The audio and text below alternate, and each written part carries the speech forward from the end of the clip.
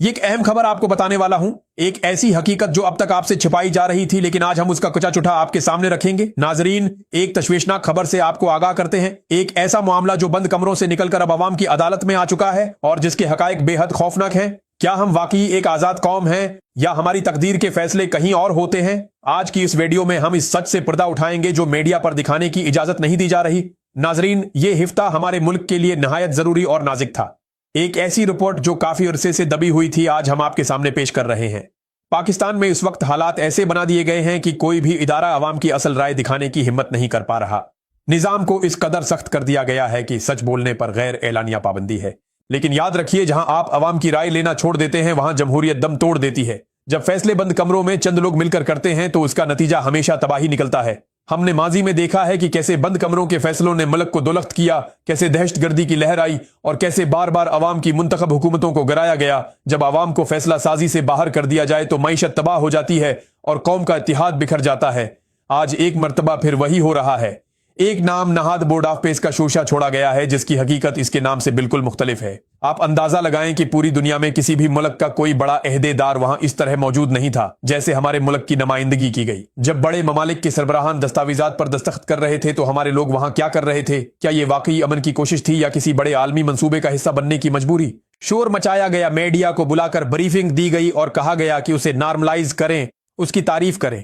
TV channels पर मखसूस लोगों के इंटरव्यूज सुनवाए गए, ऐसे लोग ढूंढ कर लाए गए जो हुकूमत की हाँ मैं हाँ मलाएं। मगर हमने जब हकीकत जानने के लिए कैमरा उठाया और आवाम के बीच गए तो जो मंजर सामने आया वो दंग कर देने वाला था। लोग इस कदर गुस्से में हैं कि हम उनके बहुत से इंटरव्यूज चला भी नहीं सकते। अवाम पूछ रही है कि क्या हमने अपने भाइयों का सौदा कर दिया है?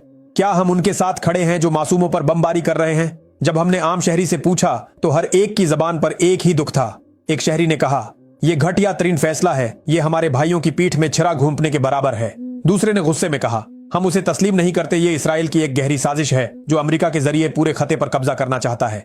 लोग पूछ रहे हैं कि जब मासूम बच्चे भूख और सर्दी से मर रहे थे तब ये बोर्ड ऑफ पेस कहां था? आज जब दुश्मन को रास्ता देना है तो अमन याद आ गया। एक बुजुर्ग ने रोते हुए कहा, हमारे हुक्मरान बिक चुके हैं, ये सिर्फ डॉलर्स की गेम है। हर पाकिस्तानी की आंख में आंसू और दिल में गुस्सा है। वो समझते हैं कि ये अमन नहीं बल्कि गुलामी का एक नया माहिदा है। हमारे मुल्क को हमेशा एक मजबूत इस्लामी ताकत माना जाता था, लेकिन आज जब हमारी क़ियादत इन लोगों के साथ बैठती है जो कातिल हैं तो पूरी दुनिया में हमारा मजाक उड़ाया जाता है।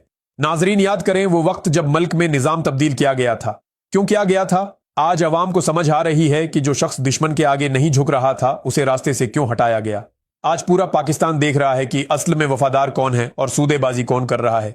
पिछले चंद सालों से कोशिश की जा रही है कि लोगों का जहन बदला जाए। लोगों को मारा गया, जेलों में डाला गया, यहां तक कि कत्ल आम भी हुआ। फलस्तीन का झंडा उठाने पर पाबंदी लगा दी गई। सोचिए, एक इस्लामी मुल्क में अपने भाइयों की हमायत करने पर तशद्दुद किया जा रहा है। ये कौन सा निजाम है? ये कैसी आजादी है? लेकिन इतनी सख्ती के बावजूद ये लोग अवाम की राय नहीं बदल सके। आज भी गली कोचों में लोग निकलते हैं तो एक ही आवाज आती है कि हम अपने उसूलों पर सौदा नहीं करेंगे।